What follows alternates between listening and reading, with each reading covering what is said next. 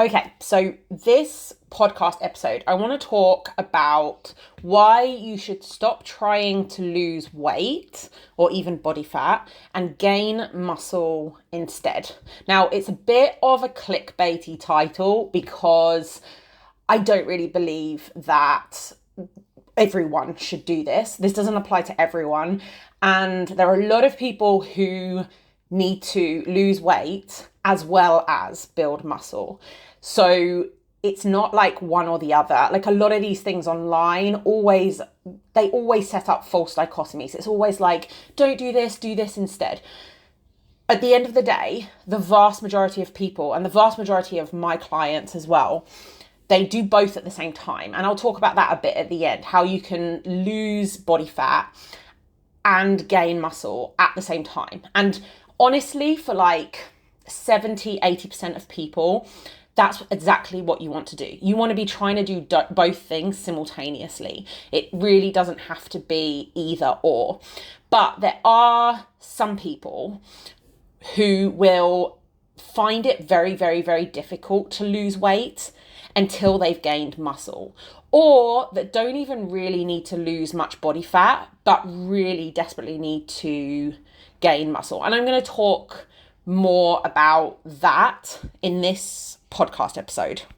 I will, however, state that I think most people need to build muscle. Most people do not have enough muscle. So this will, in some senses, apply to everyone. It's just about whether or not, like, just to what degree you have to build muscle, but also whether or not you try to lose fat simultaneously, or if you need a period of muscle building before you attempt to lose fat. That's basically kind of the distinction here. So we obviously have an obesity epidemic, and something like 50% of people in the Western world are either overweight or obese. And I think like anyone with half a brain can see that it's getting pretty crazy, and that the average person is really carrying quite a lot of excess body fat.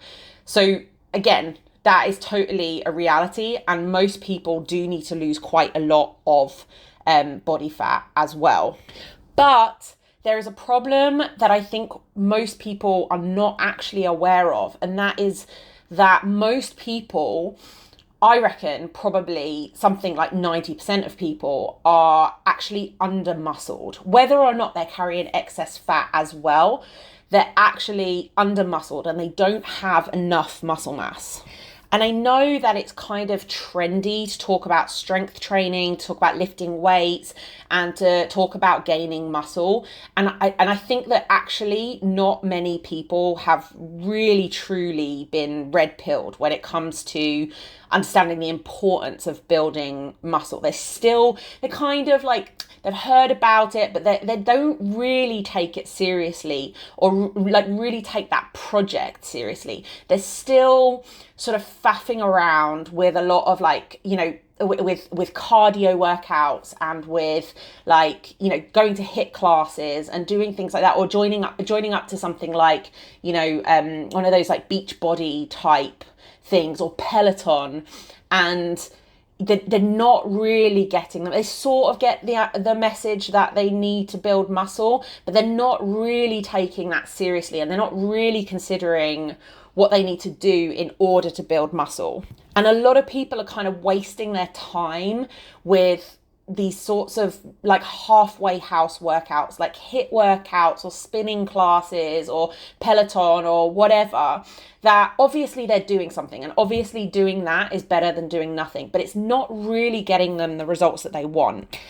And I think the clearest way to see this is to look at old people and work backwards.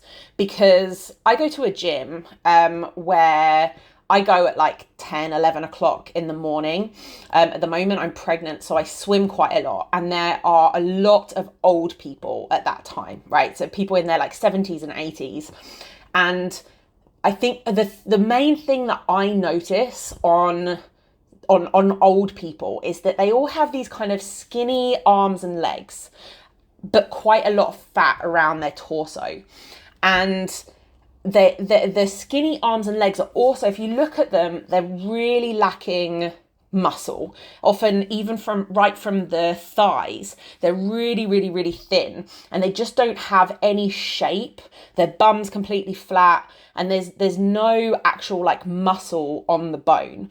And I don't know about you, but I can also see it in my parents' generation, where the vast majority of them are starting to get this body shape. They're on the way there, and they have these really sort of skinny arms and legs. Not all of them, some of them have fat arms and legs too, and quite a lot of excess body fat, especially the men. They have a lot of excess fat on their stomach and on their torso, which is what everyone hates. And the thing about muscle is that it exists on a use it or lose it basis, right? You like during our teen years and early 20s, we're like on a trajectory to building more and more muscle. Also during our childhood, we're busy, we're active all the time, we're running around, we're climbing on things, we're lifting heavy things up, and we're just pumped full of like growth hormone and all the sort of like androgens that we need to go through puberty, and we build a lot of muscle during those years, and especially boys. And then we get to our 30s, and what happens in your 30s is that you no longer have that hormonal makeup, and you no longer have that active lifestyle.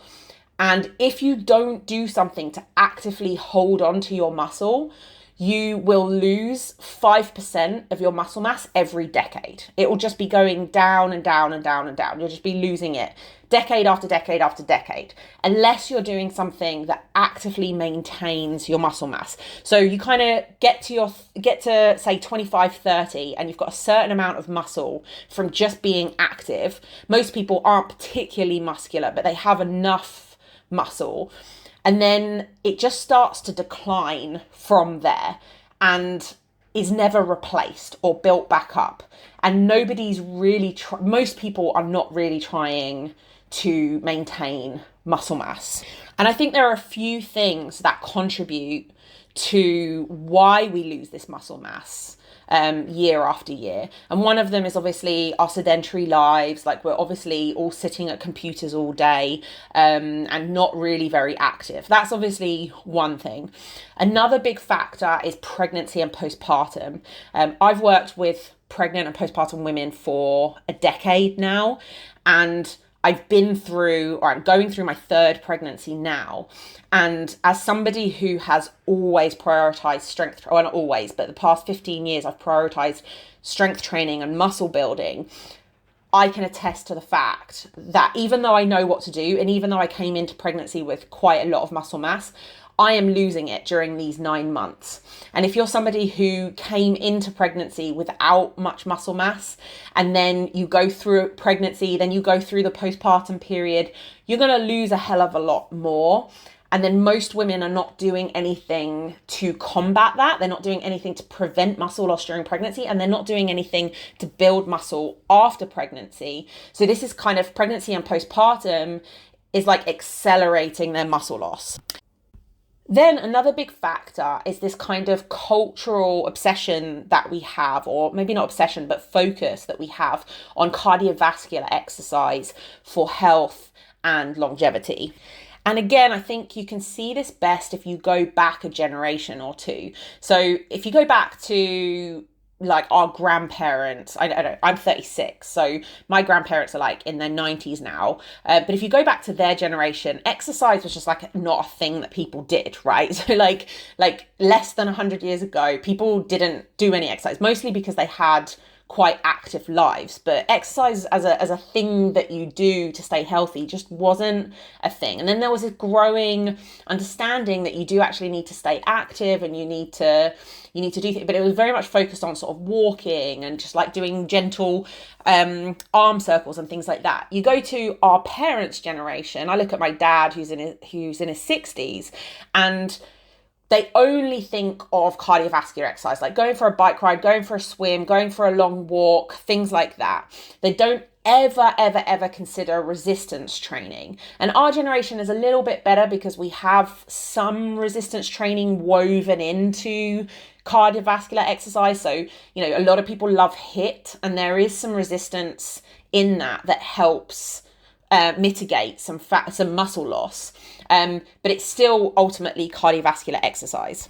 And I was in the shop yesterday and saw one of my son's friend's mums, and she was saying how she started exercising, and what she started doing is running. And this is what most people do, especially here in Israel. And there's probably a little bit more understanding about resistance training in other countries, I would say. But most people go to a HIIT class or go to a kind of one of those like classes where you're in a big group and you're sort of lifting weights, but like doing really light weights lots and lots of times, or Pilates, or you go running, you go swimming, you do Peloton, whatever.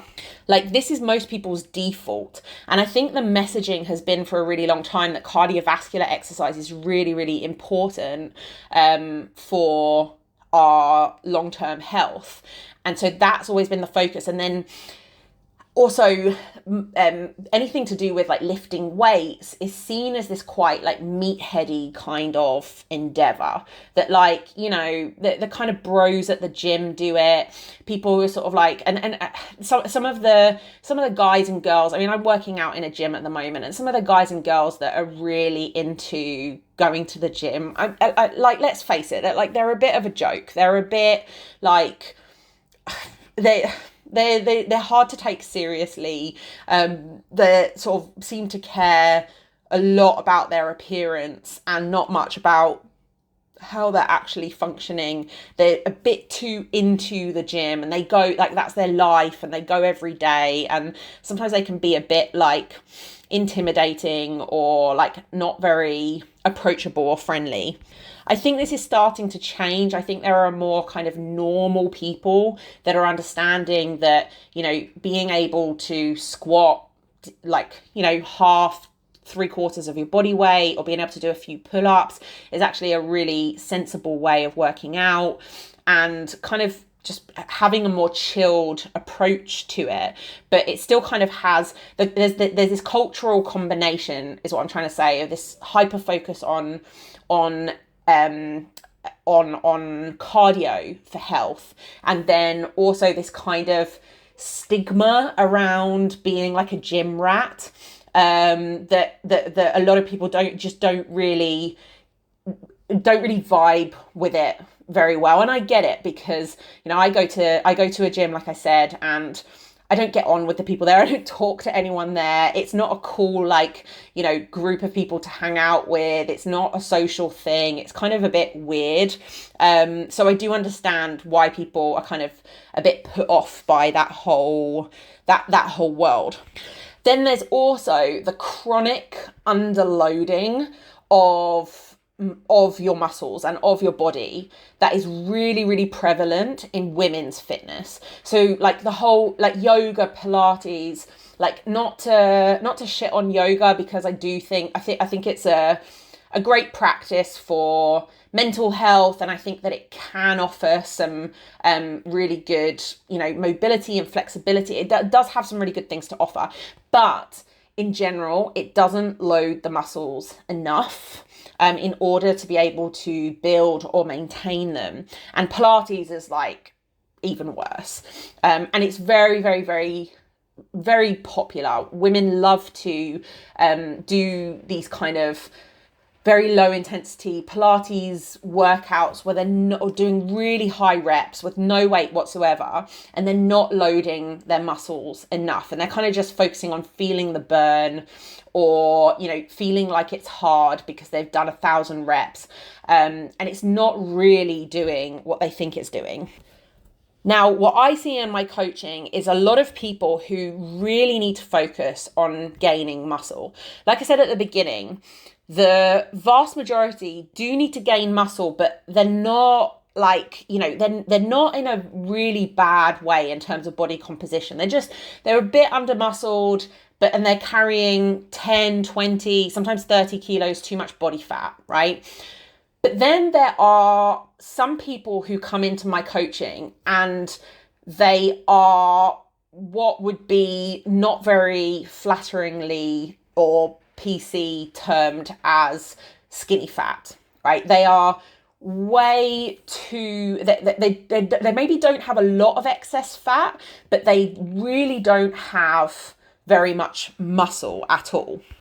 And people look just at their weight. And this is where the criticisms of BMI come about, because you could be a certain BMI and have, let's say, two different people who weigh 65 kilos, two different women that weigh 65 kilos. And one of those women, they're the same height. And one of those women has like 5 kilos more muscle mass than the other woman because she strength trains, right? So that means that the even though they're the same weight and they're the same BMI, they have totally different body compositions. One will have 5 kilos more muscle mass, which means she has 5 kilos less fat than the other woman, and they will look totally different. And the limitations of BMI are very real. Again, I often jump to the defense of BMI because I think it is actually a useful tool some of the time, especially for people who don't do strength training. But this is one of its limitations. Now, before I got pregnant with this one, just to give you a real life example, I weighed 64 kilos. I was about 21% body fat, which meant that for my height, I'm 5'6" or 167 centimeters.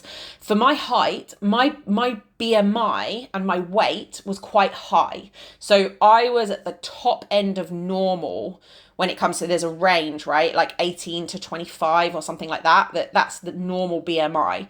And I was like 24.5, right? I'm right at the top of normal. But at the same time, I was 21% body fat, which is really quite low for a woman. So, you know, if you just go and look at my BMI, it tells you that I'm just on the cusp of being overweight. But actually, the reason why my weight was so high is because I had much more than average muscle mass than the average woman, and therefore much less body fat at the same weight. So there's lots of examples of people who, like bodybuilders, for example, you hear lots of stories from the US where they're like, you know, men 10% body fat, women sub 20% body fat. They're very, very lean and they're very, very muscular. But when you look at their BMI puts them in either an overweight or even sometimes an obese category, because they have so much muscle mass that then it shoots their weight up. But BMI doesn't have a way of looking at muscle mass. It only looks at weight versus height. So you hear about these stories in the US where individuals like that, they have to pay premiums on their insurance because they're overweight, quote unquote, or obese, quote unquote, when they're actually extremely healthy and extremely lean. But the same is true the other way. So sometimes you have, the term skinny fat is not a very nice term. The technical term is sarcopenic obesity. So sarcopenia is when you lose muscle mass, and obesity is obviously when you have excess adipose tissue. And what happens in these individuals is that their body weight is actually in a normal range. So their BMI is normal. But the only reason why their BMI is normal is because they have so little muscle mass. Like they have very, very, very little muscle mass. And then what happens is they've got too much body fat, but they even, the lack of muscle mass and the excess body fat, like they even each other out. So you'll often get men who are like 30% body fat, 30% body fat, and women who are 40% body fat, but they are in a normal BMI range. So they're over fat, but they're not overweight, right? So the lack of muscle mass offsets the body fat. and it puts them in a normal range. So this is sarcopenic obesity, and this is what what we colloquially call skinny fat. And I do see this some of the time in my coaching, these individuals that come with very, very, very, very, very low levels of muscle mass. But usually their weight isn't actually that high. So they're sort of in a normal range or just slightly overweight when you look up their BMI. And the thing about being like an online coach is that you can't actually go and find out what that person's body fat percentage is. Okay, we have some in general, it's hard to find what a person's body fat percentage is. We have to kind of use proxies for it. So we look at weight, we look at BMI, and we look at pictures, we look at clothes size. These are all proxies for body fat percentage, and you start to get an ability to kind of eyeball it and guess what people's body fat percentage more or less is. Now, there are some good commercial scales that you can buy for about like £100, $150, that sort of price range, that you have at home, that are pretty decent at measuring body fat percentage. But obviously most people have heard of like DEXAs and things like that, which are very expensive and not accessible for most people. But even these really good technologies, they don't actually measure your muscle mass. What they measure, they know how to differentiate between 3 things or 4 things: body fat, bone, and then usually water as well, and then lean tissue. Sometimes lean tissue includes water, but lean tissue includes everything else. It includes your muscle, it includes your organs, it includes your like I said, sometimes water, it includes your connective tissue, it includes everything else. But we can't actually get a measurement for how much muscle mass you have. So even those really good scales and measuring technologies, they still don't give us an accurate view of how much muscle mass you have. That's a bit of a tangent there, but just for you to know. But anyway, when I take on a new client, like I look at a whole bunch of things, right? So like I mentioned, measurements and pictures and weight and BMI, all of those things. But for those who are skinny fat, there are often a number of other symptoms, like a cluster of symptoms that come along with that. You can tell from someone's pictures that they're, that they are skinny fat. I'm going to use that term because it's useful, even if it's not very kind. But you can also tell from a few other things. Normally, they are very, very, very low in energy. They seem to they don't have any energy for exercise, and they seem to not really have any energy for their everyday life either. And often their step counts and just general activity levels are very, very, very low. And then when you get them to start tracking calories, they often don't respond very well to a calorie deficit. So you start getting them tracking their calories and eating fewer calories and eating less food, and they don't usually, like, the weight doesn't move very quickly. So that's something that you sort of pick up within the first sort of 2 weeks to the first month. And the reason why the weight doesn't start to shift when you put them in a calorie deficit, because some people are very responsive to a calorie deficit. You get them in a 20% deficit and the weight just starts coming off very, very reliably. But for these individuals who are skinny fat, the weight doesn't come off when you start getting them into what should be a calorie deficit, when you start reducing their calorie intake.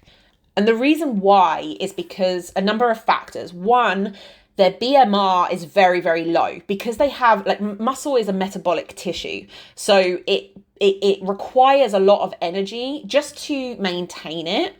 And it also requires a lot of energy to activate it, to use it, right? So like the more muscle you have, the more energy you're going to burn for every bit of movement that you do, because there's more muscle to move, there's more muscle for your body to activate, and this costs energy, which is measured in calories. But also a number of other things are happening. So because they have very little muscle mass, they have very little energy. They're really low on energy all the time.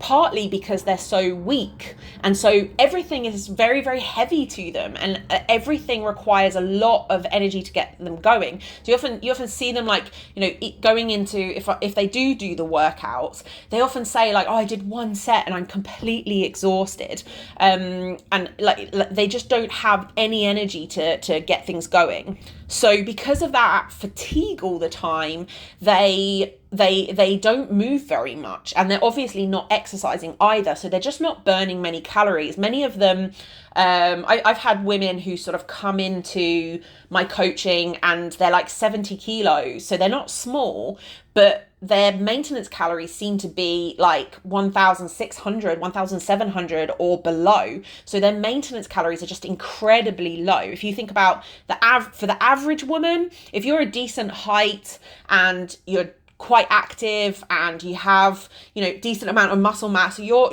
maintenance calories are going to be 2,000. So you're going to be dieting on 1,600, 1,700 calories. Whereas for these women, for these skinny fat women, their maintenance calories are so low because their BMR is so low and because their activity levels are so low because they have no energy. So for these individuals, I try to really get them to focus on building muscle and strength in the gym rather than trying to see scale changes, because it's probably not going to happen. And also their potential for building muscle mass is very, very high if they do the right things, because the less muscle you have, the more muscle you can potentially build, right? Like muscle building hits a point of law of diminishing returns. So like if you're very, very muscular, this is what a lot of women who do a lot of weightlifting don't understand. You're already very, very muscular. Like you don't really have any potential left, or maybe just you have to do things very, very right to get a few more kilos of muscle mass. Whereas if you don't have any muscle, any skeletal, or you obviously have some skeletal muscle, but if you don't have very much, there's a lot of potential for building there. And with these individuals, if you get them really focusing on just getting stronger in the gym, not just lifting more weight, but lifting more weight is important. I had someone recently who she started, and at her first workout, she did a set of 10 body weight squats. And she was like, oh my God, I was so exhausted afterwards. Just one set. And she was really sore for like 3 days. And now she's squatting 30 kilos. Right, she's got a barbell on her back and she's squatting full range of motion, like ass to grass, 30 kilos. The amount of muscle mass that she's built over 6 months, getting from that to building up to 30 kilos is going to be massive, right? You need muscle mass to be able to support that kind of movement. But on top of that, she's also not feeling tired after those workouts. She's feeling a lot more energy in the workout. She's not feeling floored afterwards. And she isn't getting ridiculously sore afterwards either. And she's doing several sets, right? She's doing like 3 sets of this, and then she'll be doing another leg exercise as well. And it's with weight, and as well as other body parts. And so her tolerance to exercise also goes up. So it's not just about the weight that you're lifting, but the overall volume, right? Volume is weight times reps times sets. And you want to be bringing that volume up each week. And when you do that with these sorts of individuals, you bring their BMR up because they've got more muscle mass now. And because they've got more muscle mass, they're just burning more energy when they're sitting at their computer, when they're sleeping, etc., etc. They're also doing 2 strength training sessions a week for like 40 minutes now. In the beginning, they could only do 10 minutes with very, very light weights, whereas now they're doing 40 minutes with heavy weights across the board on lots of different muscle groups. So their overall work capacity has gone up. They're doing more work per week in the gym, right, or with weights, and that burns calories as well. They've also increased their tolerance to exercise. They're able to do more exercise. She started running as well and was actually able to tolerate this. So again, energy expenditure goes up. But then also because you're less tired, because now you actually have energy, the muscles are supporting that, right? Because the stronger you are, the lighter everything else is relative to your strength. The world doesn't get lighter, right? Picking up your kids doesn't get lighter. Picking up your bag doesn't get lighter. But if you get stronger relative to those weights, then everything gets easier. So you have more energy in your everyday life. So then what we see is just more spontaneous activity in those individuals, where they're just moving around more, where they're walking more, because they're able to tolerate more activity and because they're not so tired anymore.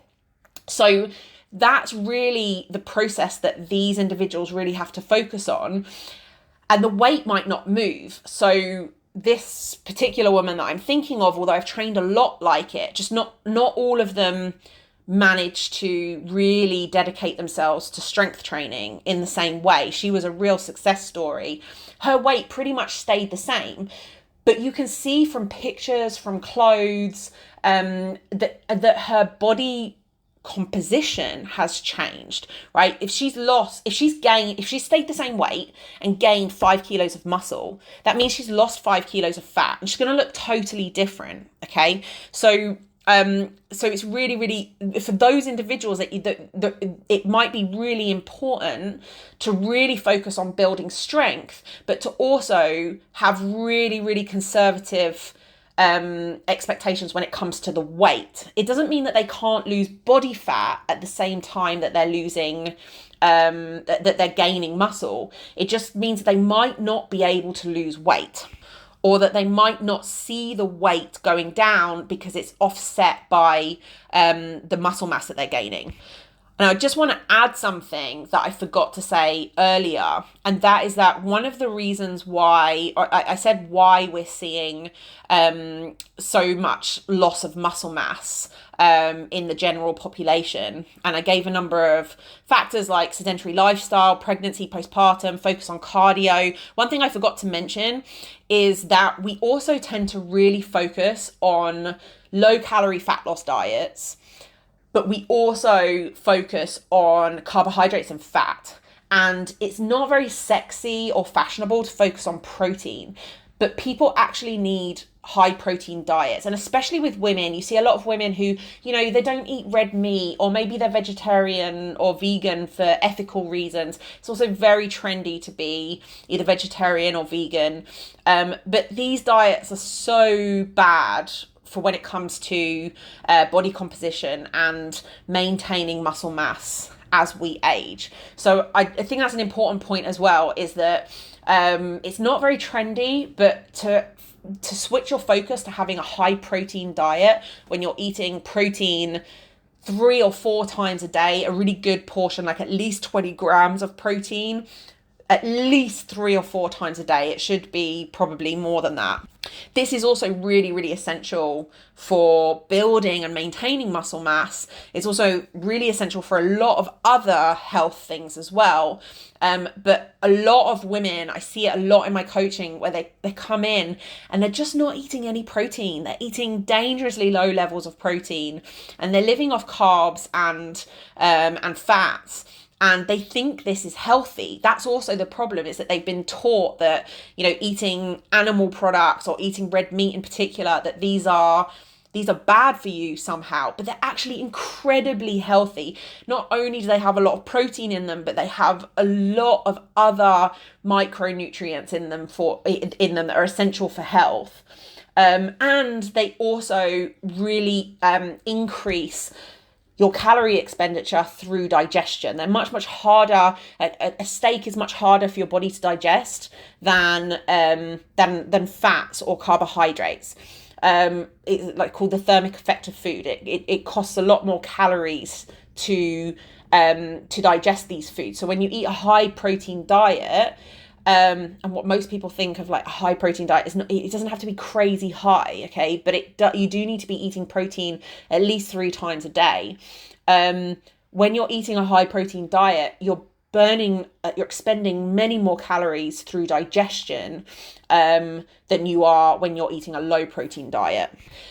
Anyway, so these individuals, these skinny fat individuals, they really need to focus on muscle building, like really seriously, for a period of time, in order to be able to lose weight, right? So even just to be able to lose weight or to be able to lose body fat, they have to focus on building muscle because their calorie expenditure is so low, and they need to bring that up by building more muscle and by becoming more active and by building up more tolerance to exercise.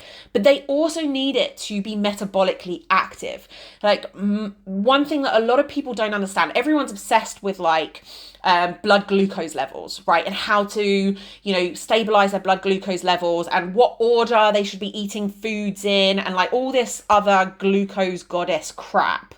But one thing they're not focused on is building more muscle mass, because muscle mass is the primary site of glucose disposal in the body, right? So the more muscle mass you have, the more able your body is to get excess sugar out of your bloodstream and dispose of it and just like burn it up. Okay, so it's incredibly important if you're worried about, blood glucose levels, which I think is really overstated and just sort of like exaggerated in the culture, in the kind of like pop, fat loss, weight loss, health culture. But if that's something that really, it is something that's important, and if that's something that's really important to you, you need to be worried about building more muscle mass. Your ability to maintain blood sugar levels is primarily driven by having more muscle mass.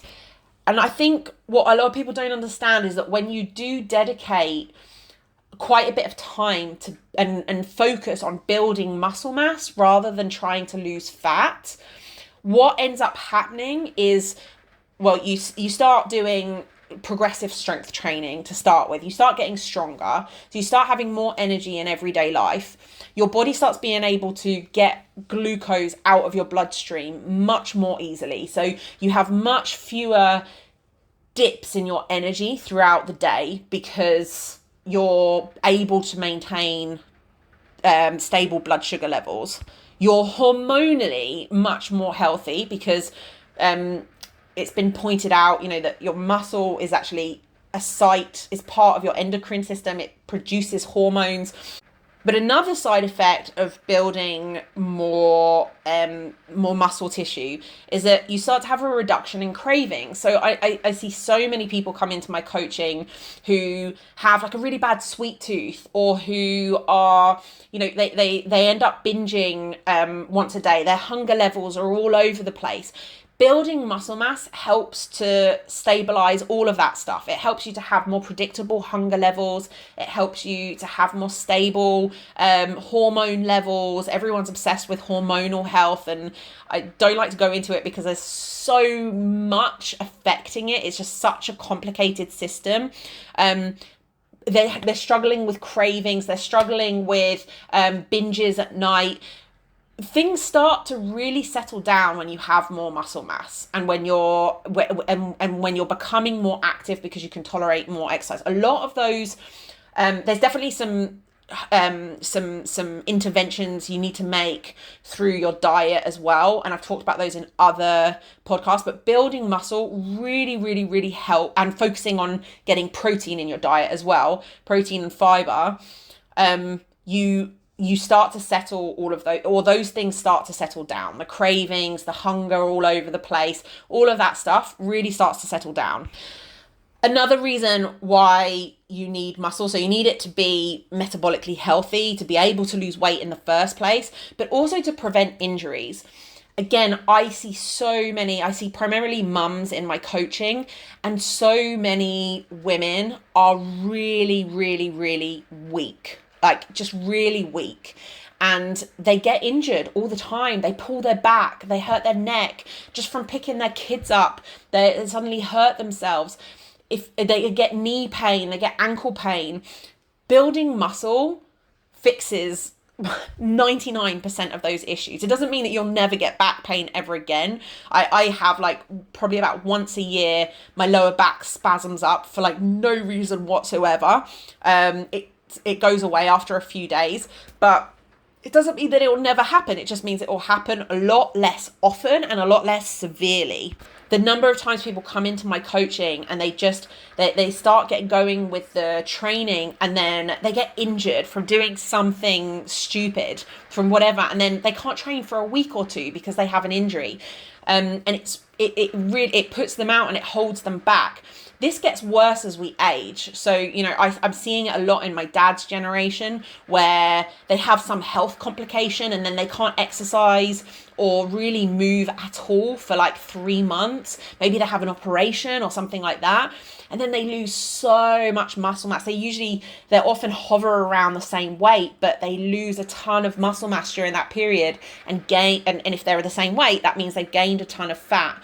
And then it gets even harder to get going because now their blood sugar levels are even less well controlled because they have even less muscle mass. So their hunger and cravings and energy levels are all over the place, and they need to nap in the middle of the day.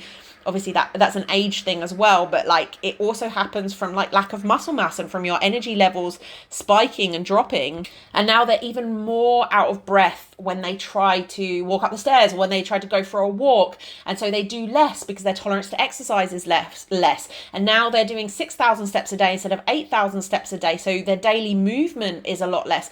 And all these things, it's just the same way that I described a kind of chain of events where it's like a positive cycle where one thing leads to another, and makes you burn more calories and expend more calories. The same is true the other way around. When you start losing muscle mass, there's this downward spiral of activity that leads to even more muscle mass loss, that then leads to even less activity, which leads to even less calorie expenditure, which leads to gaining more body fat, even if you stay at the same weight or even if you continue to eat the same number of calories every day.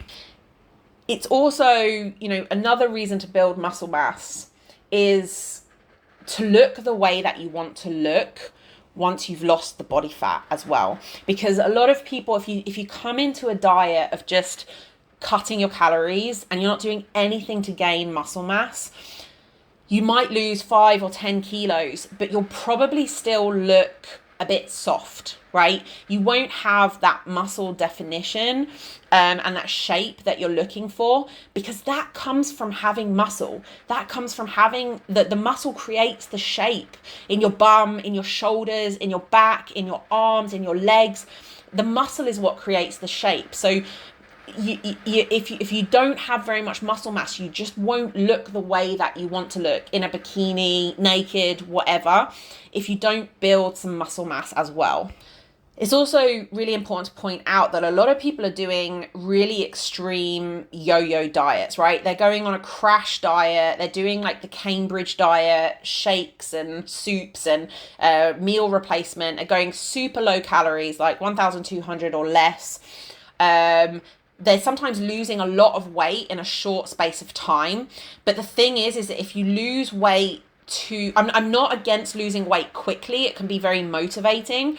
But if you lose weight too quickly, in particular, if you're not doing something to maintain muscle mass, which most dieters aren't doing, what you end up doing is you end up losing a lot of muscle as well. So if you lose, say 10 kilos, a third of that will be lean tissue. So not all of that third will be muscle, but a lot of it will be muscle.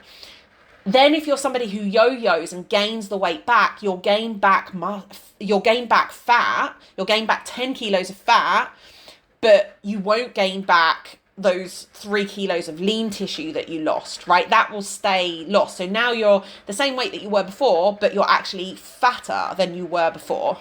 And this happens a lot with people who go on very extreme diets like detoxes or juice fasts or things that are designed to get you to lose a lot of weight very, very quickly. It is possible to mitigate some of your muscle mass, but you need to be doing some of your muscle mass loss, but you need to be doing some resistance training as well.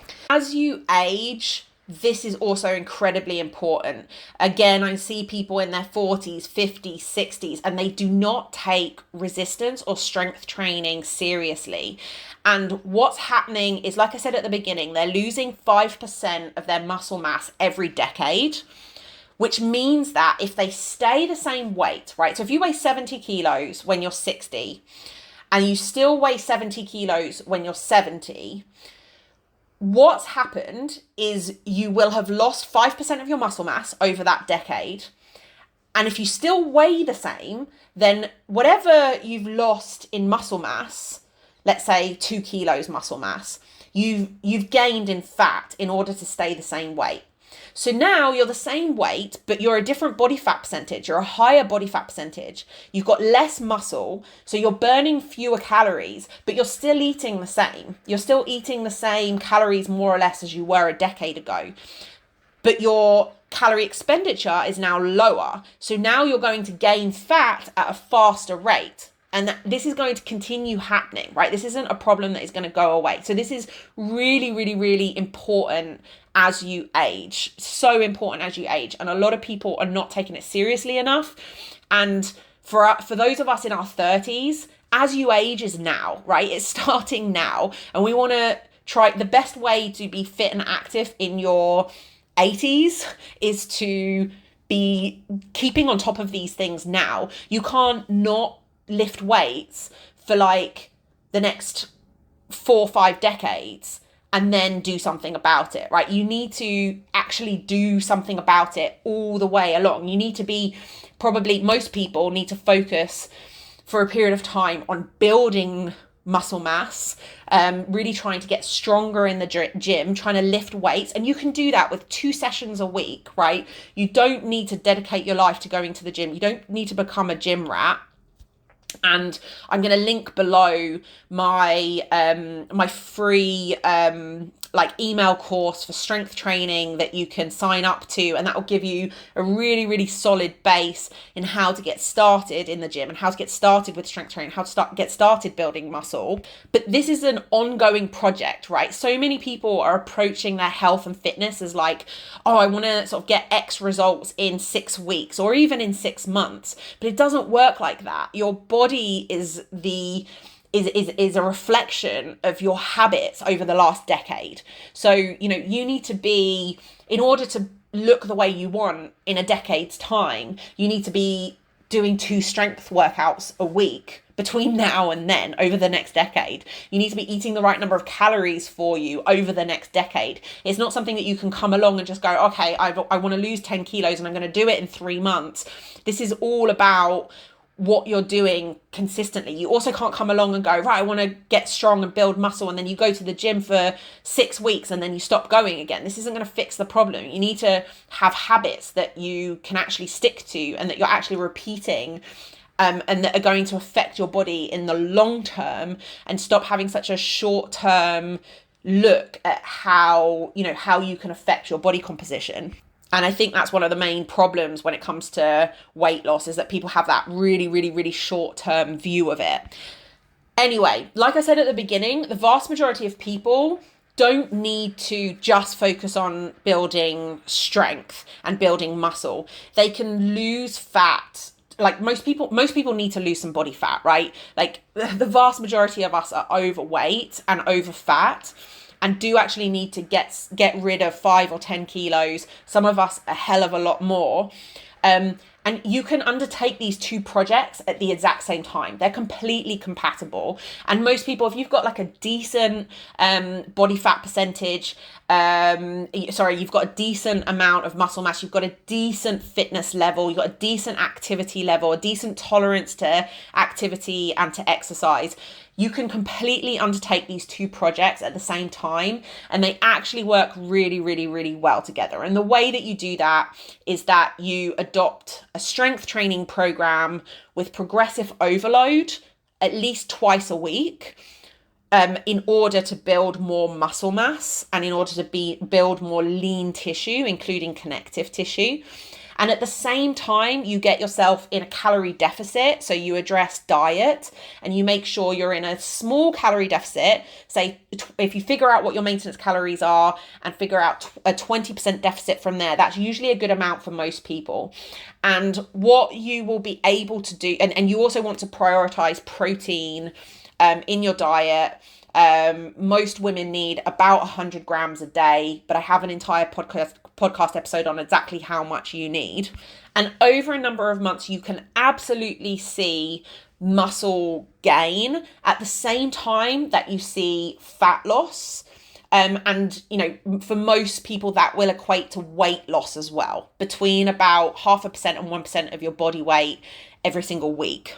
It is important to understand that even if you're kind of metabolically quite healthy and only have a bit of fat to lose and only have a bit of muscle to, like even in those circumstances, you will, if you're doing resistance training and getting significantly stronger in the gym at the same time that you're trying to lose body fat, this will slow down the process of weight loss, right? It doesn't mean you're losing less body fat. In many cases, you're actually losing body fat faster because you're also building muscle.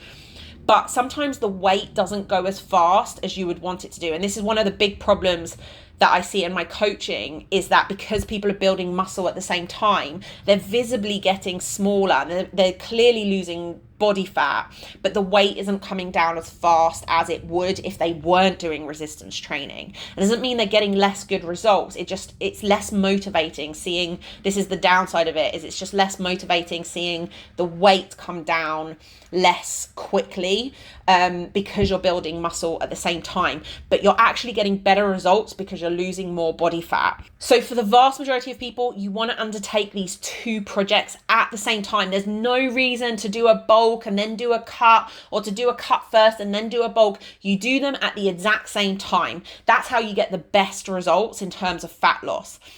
But what I'm saying is for this very small subset of people who are skinny fat, who have really, really, really low levels of muscle mass, and as a result have very low calorie expenditure because they have very low tolerance to exercise and very low energy levels and very low activity levels. For those people, it sometimes is just, it just works out that it's better to focus on building muscle for a period of time first, rather than focusing on weight loss. Not because you won't, like, you can get in a small calorie deficit and be losing fat while you're building muscle, but you probably won't be losing weight on the scale, and you'll just need to build a few kilos of muscle mass before you'll be in a position metabolically, before you're even expending enough calories to be able to get your calories low enough to see any sort of calorie deficit and to see any sort of weight or body fat changes.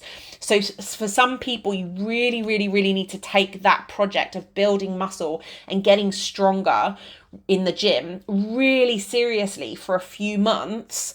And I mean a few months, like 3 to 6 months.